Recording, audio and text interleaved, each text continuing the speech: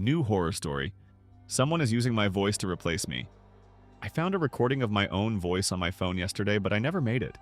The timestamp showed 3:47 a.m., and when I played it back, I heard myself saying, "Don't trust her. She's not who you think she is. I live alone." At first, I thought maybe I'd been talking in my sleep, somehow triggered voice memo by accident. But my phone was charging on the kitchen counter nowhere near my bedroom. And the voice, it was definitely mine. But there was something wrong with the cadence. Like someone had stitched together words I'd spoken at different times. The next morning, my Alexa greeted me with my own voice instead of hers. "Good morning," it said in my tone, my inflection. "Today will be a beautiful day to disappear." When I asked it to repeat what it said, it responded normally in its usual feminine voice, claiming it had simply said good morning and given me the weather. I checked the activity log, no record of any unusual commands. That's when I started finding them everywhere. My smart TV had a recording of me discussing plans to replace the original, playing at half volume while I was in the shower. My laptop's voice memos contained a file of me describing the layout of my apartment in clinical detail, like someone casing the place. My car's Bluetooth played a loop of my voice reciting my social security number, my mother's maiden name, my first pet's name, all the security questions I'd never spoken aloud.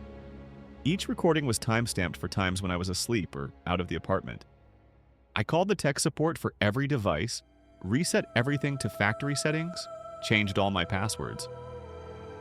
The recording stopped for 3 days. I convinced myself it was some kind of sophisticated hack, maybe identity thieves building a voice profile to steal my accounts. Then yesterday, my coworker mentioned that I'd called in sick on Tuesday, explaining that I had food poisoning and would be out for the rest of the week. But I'd worked a full day Tuesday.